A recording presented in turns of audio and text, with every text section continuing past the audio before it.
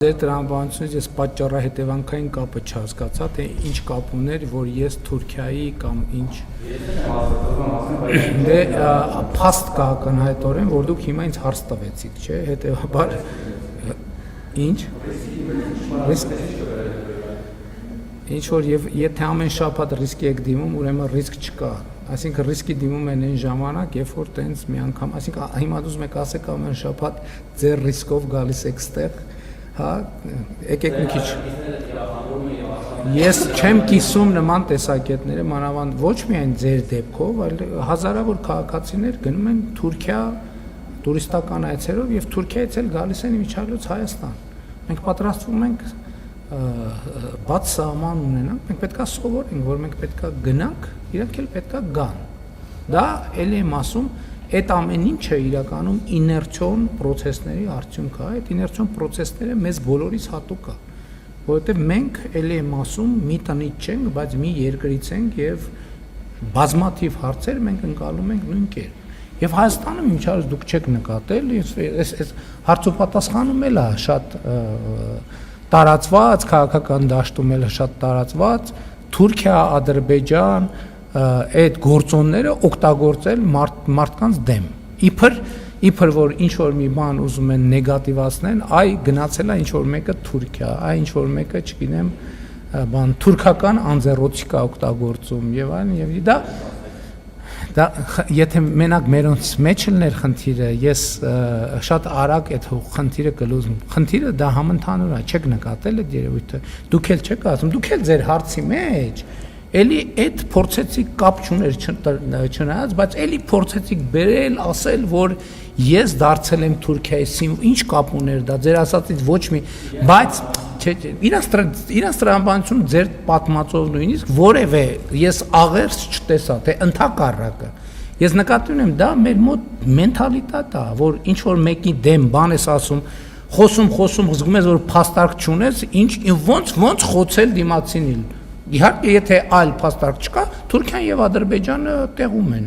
Ես դեռ հենց խաղաղության օրակարգը չկար, ես այն ժամանակ մատենադարանում էր ոնց որ 2000 կարող է նույնիսկ 22 կամ 21 թիվներ, ասի պետք չի ինձ թուրք ասել մտածելով, որ բանը վիրավորում ես, որովհետեւ ասենք այդ նույնն է, որ ինչ որ մեկը մեկին ասի 1000 ներողություն, ուրիշ ազգի ներկայացուցիչ անունը տալով բան անի։ Դա վատ արտապետական մտածողություն է եւ դա ֆորպոստային մտածողություն է ներդրված Հայաստանի Հանրապետությունում։ Իհարկե եմ ասում, դա օբյեկտիվ պատմական հիմքեր ունի, բայց նաեւ մենք պետք է հասկանանք, որ մենք պետություն ենք եւ մենք պետք է դրջանանք։ Ես պաշտպանում եմ ձեզ Թուրքիայել, Ռուսաստանել, Եվրոպայել եւ ոչ միայն ձեր գնալու իրավունքը։ Հարգելիս ես կառապան չեմ, որ ինչ որ մեկին սանձեմ։ Մարդիկ արտահայտվելու իրավունք ունեն նույն կերպ, ինչպես դուք։ Եթե ամեն մեկս ինձնից սկսած մեր խոսքին վերաբերվենք նույնպիսի քննադատությամբ, ինչպես ուրիշների խոսքին ենք վերաբերվում, բոլոր ամեն մեկս մեզ սանձենք, ոչ մեկին սանձելու կարիք չի լինի։ 100% համոզվեմ։ Ձեր ինձնից սկսած մնացածով վերջացրած։ Բայց երբ որ անընդհատ այդ մանր ծակոցները դառնում են գործունեության հիմնական ձև, դա բնականաբար իր հետ բերում է այդ երևույթներին։ Ձեր նշած անձի բիզնեսների հետ կապված, ուրեմն չկա մի process, որը սկսել է ընտրությունից առաջ,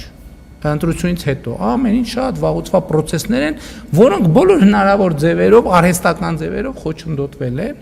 եւ ես Հայաստանի քաղաքացիների առաջ ստանձնել եմ պարտավորություններ, այդ պարտավորությունները պետք է կատարվի։ Ես մարդկանց ասել եմ, որ էսա տեղի ունենալու, էսա մի քիչ կրկոտ եմ ասել, մի քիչ ոչ գրական բառապաշարով եմ ասել, բայց դրանից բովանդակությունը չի փոխվում։ Դա իրականացվելու է։ Հիմա ում դա դուր կգա, ում դուր չգա, դա իրականացվելու է։ Ընտրությունների ժամանակ ստանձնած պարտավորությունները ո՞նց ընտրություն, հա? Այդ process-ները նույն ճոպանուղ հետ կապված process-ները 8 տարի առաջ սկսվել են։ Ուղղակի ամեն անգամ արհեստական խոչընդոտներով հետաձգվել են, նոր եկե հասել, այդ թվում օրենսդրական բացերի պատճառով։ Ես հիշում եմ ճոպանուղու հետ կապված process սկսել այն ժամանակ, երբ որ Ռոմանոս Պետրոսյանը եղել է Կոտայքի մարզպետ։ Ինքն է առաջին անգամ ինձ բերել, որ սենց հարց կա։ Եվ այդ պահից սկսած դրա շուրջ process-ները ոչ մի րոպե չեն դադարել, ոչ մի րոպե։ Պարզապես անընդհատ արհեստական եւ խոչընդոտներ եւ նաեւ օրենսդրական բացեր։ Հիմա այդ բացերը կարգավ։ Պարոն Մակարյան, գործընկերները սպասում են։ Չհամընկան process-ները իրենց բնականոն ճանապարհով գնում են։ Ինչ վերաբերում է ԵԱՏՄ-ին, ես արդեն պատասխանեցի, չեմ կարող չմտահոգվել։ Բայց ես կարծում եմ, որ ինչքան ես եմ մտահոգված, ԵԱՏՄ-ի մյուս գործընկերներն էլ պետք է մտահոգված լինեն։ Հիմա ասենք ԵԱՏՄ-ի մյուս անդամ երկրները Հայաստանի սպորտից մտահոգված չեն, 100% համոզված եղեք, որ մտահոգված են, որովհետև բոլորը հասկանում են, որ նույնը կարող տեղի ունենա իրենց հետ։ Սա քայքայ, եթե մենք հիմա արագ չկարգավորենք, սա ԵԱՏՄ-ի քայքայումը դարձնելու անխուսափելի։